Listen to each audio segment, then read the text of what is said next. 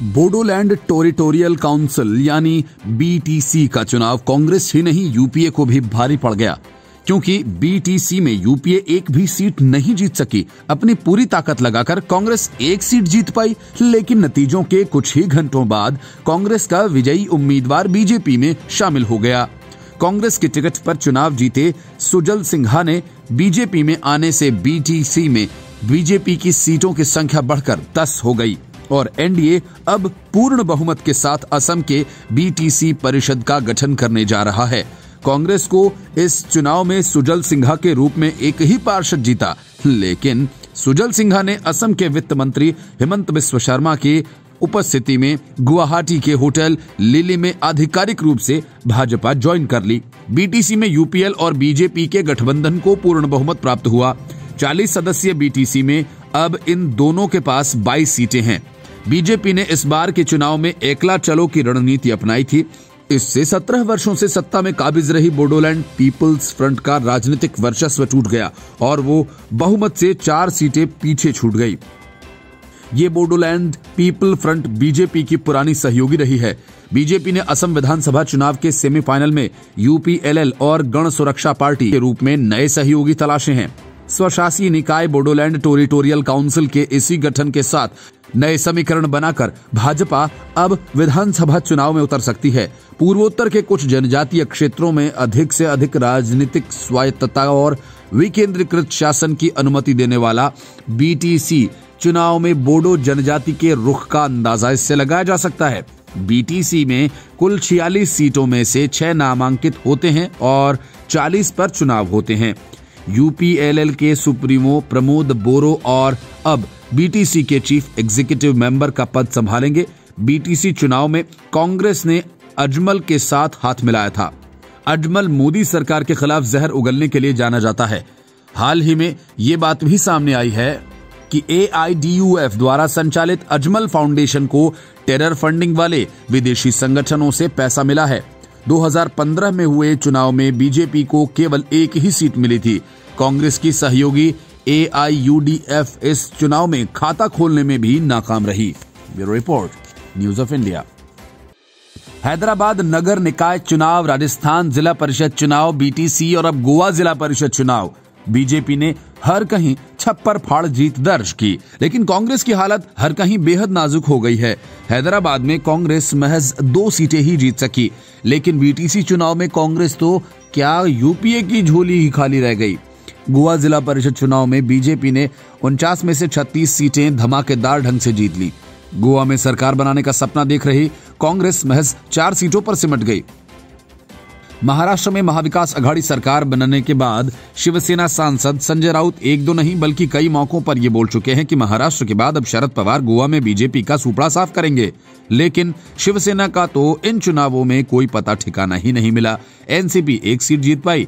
गोवा के 48 निर्वाचन क्षेत्रों में जिला पंचायत चुनाव हुए थे।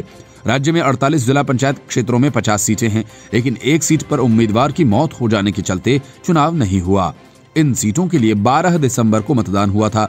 सोमवार को घोषित नतीजों में बीजेपी ने 32 सीटों पर जीत दर्ज की, जबकि 7 सीटों पर निर्दलीय विजयी रहे। कांग्रेस के खाते में 4, एमजीपी के हिस्से में 3 सीटें आईं, जबकि एनसीपी और आम आदमी पार्टी को एक सीट से संतोष करना पड़ा। मुख्यमंत्री प्रमोद सावंत ने प्रदेश के ग्रामीण क्षेत्रों में बीजेपी के चुनावी प्रदर्शन पर खुशी जाहिर की। उन्होंने कहा कि वो भारतीय जनता पार्टी और उनके नेतृत्व में काम कर रही गोवा सरकार के प्रति भरोसा जताने के लिए गोवा की जनता के समक्ष नतमस्तक हैं। सावंत ने ट्वीट किया और कहा कि इसी विश्वास और भरोसे को आगे बढ़ाते हुए आइए एक श्रेष्ठ और स्वयंपूर्ण गोवा को आकार दें। उन्होंने कहा कि ग्रामीण मतदाताओं ने बीजेपी के नेतृत्व और प्रदेश सरकार में अपना भरोसा दिखाया। उन्होंने कहा कि कई जिला पंचायत क्षेत्रों में पार्टी बड़े अंतर से जीती है। गोवा भाजपा के अध्यक्ष सदानंद शेठ तानावड़े ने कहा कि ये नतीजे मतदाताओं के बीच पार्टी को मिले समर्थन की तरफ संकेत करते हैं। उन्होंने कहा ये नतीजे इस बात का भी पता चलता है कि 2022 के गोवा विधानसभा चुनावों का नतीजा क्या होगा। उन्होंने कहा कि पार्टी राज्य में पूर्ण बहुमत की सरकार बनाएगी। इन चुनावों में 2000 उम्मीदवारों का फैसला होना है। मार्च में होने वाले चुनावों को लॉकडाउन के कारण स्थगित कर दिया गया था और 12 दिसंबर को आयोजित किया गया था। लेकिन महामारी के डर से काफी कम वोटिंग देखने को मिली। 2015 जिला पंचायत चुनावों के नतीजों की तुलना में इस बार भाजपा के खाते में सुधार दिख सकता है। तब कांग्रेस और राष्ट्रीय कम्युनिस्ट पार्टी सहित विपक्षी दलों ने हिस्सा लेने की जगह अपने उम्मीदवारों को निर्दलीय के रूप में मैदान में उतारा था।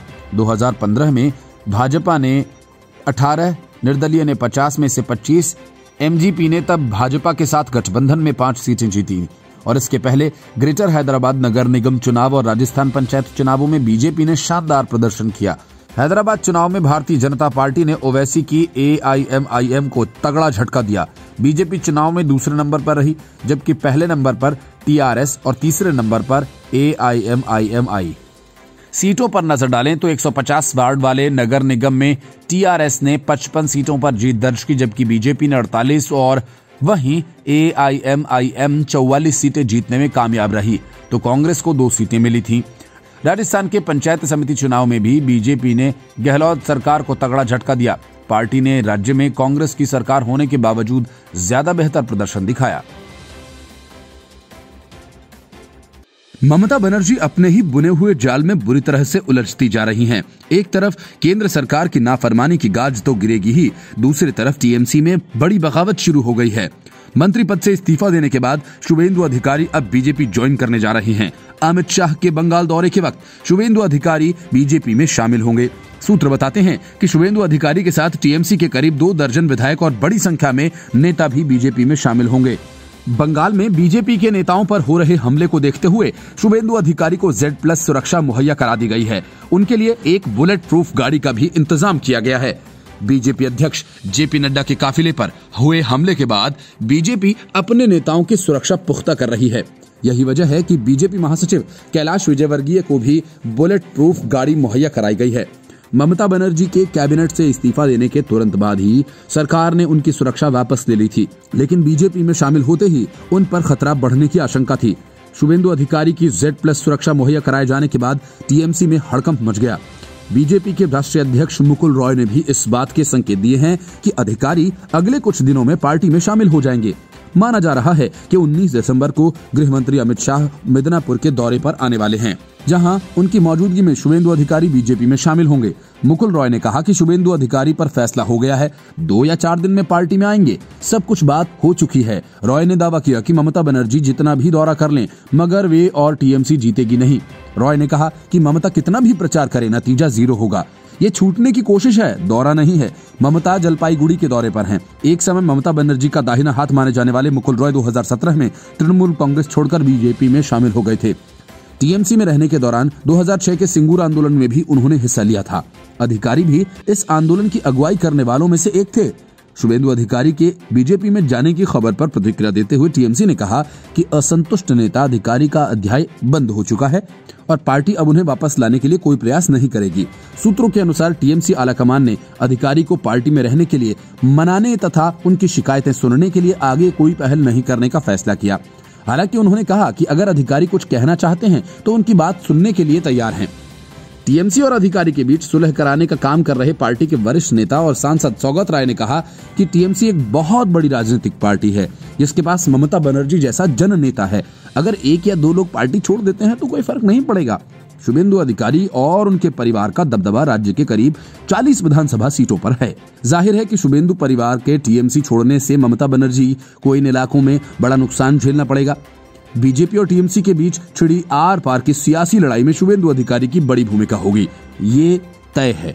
इसी वजह से बीजेपी में उनकी एंट्री भी धमाकेदार तरीके से होगी, जिसकी गूंज पूरे बंगाल में सुनी जाएगी। Bureau report, news of India. कृषि कानूनों की वापसी की मांग को लेकर दिल्ली की सीमा पर बैठे किसानों के बीच सियासत की देग विपक्ष ने चढ़ा दी। क्या कांग्रेस, क्या कम्युनिस्ट और क्या अरविंद केजरीवाल, सब अपने अपने दांव लगा रहे हैं। अपने अपने नेता, अपने अपने किसानों और अपनी अपनी मांगे। विपक्षी पार्टियों के इस खेल पर पीएम मोदी ने बड़ी चोट की है। पीएम मोदी ने किसान आंदोलन को लेकर विपक्ष पर निशाना साधा और कहा कि दिल्ली के पास किसानों को डराया जा रहा है, उन्हें भ्रमित किया जा रहा है, जमीन पर कब्जे का भ्रम फैलाया जा रहा है। कुछ लोग किसानों के कंधे पर बंदूक रखकर चला रहे हैं। पीएम मोदी ने कहा कि विरोध करने वाले किसानों को गुमराह कर रहे हैं। उन्होंने कहा कि किसानों का हित ही मेरा एजेंडा है। आज भ्रमित करने वाले कल कानून के समर्थन में थे। पीएम मोदी ने कहा कि भरोसा है कि विपक्ष की साजिश को पराजित करेंगे। किसानों के लिए सरकार की नीयत बिल्कुल साफ है। कृषि सुधार की मांग बरसों से हो रही थी। देश के हर कोने में किसानों ने आशीर्वाद दिया। हमारे लिए किसान सर्वोच्च प्राथमिकता है। पीएम ने कहा, देश पूछ रहा है कि अनाज और दाल पैदा करने वाले छोटे किसानों को फसल बेचने की आजादी क्यों नहीं मिलनी चाहिए। कृषि सुधारों की मांग वर्षों से की जा रही थी। अनेक किसान संगठन पहले भी ये मांग करते रहे कि अनाज को कहीं भी बेचे जाने का विकल्प दिया जाए।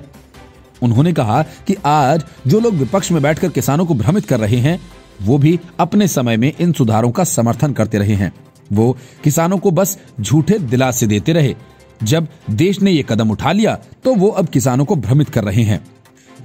पीएम मोदी ने कहा कि अगर कोई आपसे दूध लेने का कॉन्ट्रैक्ट करता है तो क्या भैंस लेकर चला जाता है?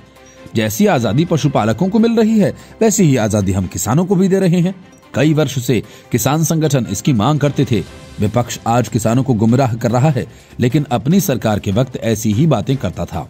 पीएम ने कहा कि यही लोग इस कानून की मांग कर रहे थे, आज विपक्ष में बैठकर किसानों को भ्रमित कर रहे हैं।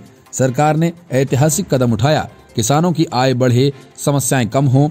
इस ईमानदार नियम, ईमानदार प्रयास को देश के हर कोने के किसान आशीर्वाद दे रहे हैं। आशीर्वाद की ताकत भ्रम फैलाने वालों, राजनीति करने वालों, किसानों के कंधे पर बंदूक रखने वालों को देश के किसान परास्त करके रहेंगे। पीएम ने कहा कि मैं अपने किसान भाइयों से फिर कह रहा हूं, बार बार कह रहा हूं, उनकी हर समस्या के समाधान के लिए सरकार 24 घंटे तैयार है। किसानों का हित पहले दिन से सरकार की सर्वोच्च प्राथमिकता है। Bureau report, news of India. Sonia Gandhi ने प्रणब मुखर्जी को पीएम नहीं बनने दिया और उनकी जगह उनके जूनियर मनमोहन सिंह को पीएम की कुर्सी थमा दी गई। ये बात पुरानी है, लेकिन इसलिए प्रासंगिक भी है कि सोनिया गांधी ये नहीं चाहती कि प्रणब मुखर्जी की किताब द प्रेसिडेंशियल ईयर्स का प्रकाशन हो। वजह ये कि सोनिया गांधी को इस बात की आशंका है कि किताब के प्रकाशन के बाद कांग्रेस के कई गहरे राज खुलेंगे और गांधी वाड्रा परिवार की फजीहत होगी। किताब का प्रकाशन रुकवाने के लिए प्रणब मुखर्जी के बेटे अभिजीत मुखर्जी सामने आ गए हैं। अभिजीत ने किताब के प्रकाशन पर तुरंत रोक लगाए जाने की मांग की। अभिजीत ने प्रकाशक को टैग करते हुए कई ट्वीट किए, लेकिन दूसरी तरफ प्रणब मुखर्जी की बेटी शर्मिष्ठा मुखर्जी चाहती हैं कि किताब का प्रकाशन हो। इस बात को लेकर दोनों भाई बहन के बीच ठन गई है। प्रणब मुखर्जी की बेटी शर्मिष्ठा मुखर्जी ने अपने भाई से बेवजह की बाधा उत्पन्न नहीं करने का अनुरोध किया। संस्मरण के प्रकाशित करने को लेकर भाई बहन में विरोधाभास की स्थिति हो गई है। असल में प्रकाशक की तरफ से किताब के कुछ अंश जारी किए गए थे। उसको लेकर अभिजीत का कहना है कि जारी किए गए अंश मोटिवेटेड थे और पूर्व राष्ट्रपति ने इनके लिए मंजूरी नहीं दी होगी। उन्होंने पब्लिकेशन ग्रुप रूपा बुक्स से इसके लिए प्रकाशन को रोकने के लिए कहा। उन्होंने अपने ट्वीट में मांग की है, चूंकि वो प्रणब मुखर्जी के पुत्र हैं, ऐसे में इसे प्रकाशित किए जाने से पहले वो एक बार किताब की सामग्री को देखना चाहते हैं। उन्होंने ये भी कहा कि वो चाहते हैं कि किताब को प्रकाशित करने के लिए उनकी लिखित अनुमति ली जाए। दिलचस्प बात यह है कि अभिजीत को ये तक नहीं पता कि प्रणब मुखर्जी की किताब का नाम क्या है। अभिजीत बार बार किताब को प्रेसिडेंशियल मेमोरी कहकर ट्वीट करते रहे। असल में किताब का नाम द प्रेसिडेंशियल ईयर्स है। अभिजीत की इस गलती की तरफ शर्मिष्ठा मुखर्जी ने इशारा किया। अभिजीत ने अपने ट्वीट में लिखा कि मैं द प्रेसिडेंशियल मेमोरी के लेखक का पुत्र आपसे आग्रह करता हूं कि संस्मरण का प्रकाशन रोक दिया जाए और उन हिस्सों का भी जो पहले ही चुनिंदा मीडिया प्लेटफॉर्म्स पर मेरी लिखित अनुमति के बिना घूम रहे हैं। चूंकि मेरे पिताजी अब नहीं रहे, तो मैं उनका पुत्र होने के नाते पुस्तक के प्रकाशन से पहले उसकी फाइनल प्रति को सामग्री को पढ़ना चाहता हूं, क्योंकि मेरा मानना है कि यदि मेरे पिता जीवित होते तो उन्होंने भी यही किया होता। उन्होंने एक अन्य ट्वीट में लिखा, इसलिए उनका पुत्र होने के नाते मैं आपसे लिखित अनुमति के बिना इसका प्रकाशन तुरंत रोकने का अनुरोध करता हूं। जब तक मैं इसकी सामग्री को पढ़ न लूं, इस संदर्भ में मैंने एक विस्तृत पत्र आपको प्रेषित किया है जो जल्द ही आपको मिल जाएगा। लेकिन शर्मिष्ठा ने अपने भाई की बात पर आपत्ति जताते हुए कहा कि मैं द प्रेसिडेंशियल मेमोरी के लेखक की पुत्री अपने भाई अभिजीत मुखर्जी से आग्रह करती हूँ कि वो हमारे पिता द्वारा लिखी गई आखिरी किताब के प्रकाशन में बेवजह की बाधा उत्पन्न न करे। उन्होंने बीमार पड़ने से पहले पांडुलिपि को पूरा कर लिया था। शर्मिष्ठा ने आगे लिखा कि अंतिम ड्राफ्ट में मेरे पिता के हाथ से लिखे नोट्स और टिप्पणियां हैं जिनकी सख्ती से पालना की गई है। उनके द्वारा व्यक्त किए गए विचार उनके खुद के हैं और किसी को भी सस्ते प्रचार के लिए प्रकाशित होने से रोकने की कोशिश नहीं करनी चाहिए। यह हमारे दिवंगत पिता के लिए सबसे बड़ा नुकसान होगा। साथ ही उन्होंने एक अन्य ट्वीट में यह बात भी बताई, और किताब का टाइटल द प्रेसिडेंशियल मेमोरी नहीं, द प्रेसिडेंशियल ईयर्स है। प्रणब मुखर्जी के संस्मरणों की ये किताब जनवरी 2021 में प्रकाशित हो रही है। उनकी किताब के कुछ अंश पिछले हफ्ते जारी किए गए थे, जिनमें सोनिया गांधी और मनमोहन सिंह की क्षमता पर सवाल उठाए जाने का जिक्र था। इसको लेकर एक बार फिर सोनिया गांधी की क्षमता और मनमोहन सिंह के कार्यकाल पर हमले शुरू हो गए। हालांकि कांग्रेस ने इन अंशों पर बिना किताब पढ़े कोई टिप्पणी करने से मना कर दिया, लेकिन अब उनके बेटे अभिजीत मुखर्जी ने किताब को प्रकाशित किए जाने से पहले पढ़ने की मांग की है। प्रणब मुखर्जी ने अपने संस्मरण में लिखा कि कांग्रेस के कुछ सदस्यों की सोच थी कि अगर 2004 में मैं प्रधानमंत्री बना होता तो 2014 में पार्टी को जो पराजय देखनी पड़ी उसे टाला जा सकता था। यद्यपि मैं इस सोच से इत्तेफाक नहीं रखता, इसलिए मैं ये जरूर मानता हूं कि 2012 में मेरे राष्ट्रपति बनने के बाद कांग्रेस पार्टी के आला कमान ने राजनीतिक फोकस खो दिया था। भारत रत्न प्रणब मुखर्जी ने 2018 में संघ के एक कार्यक्रम में बतौर मुख्य अतिथि शिरकत की थी। संघ शिक्षा वर्ग तृतीय नामक ये कार्यक्रम 7 जून 2018 को नागपुर के संघ मुख्यालय में हुआ था। प्रणब मुखर्जी के इस फैसले ने कांग्रेस को भी असहज कर दिया था। इसको लेकर कांग्रेस से मतभेद भी हुआ, लेकिन उस दिन देश के प्राचीन इतिहास से लेकर उसकी संस्कृति तक प्रणब मुखर्जी ने जो कुछ कहा वह बीते कल में भी प्रासंगिक था और आने वाले कल में भी प्रासंगिक रहेगा। Bureau report, news of India.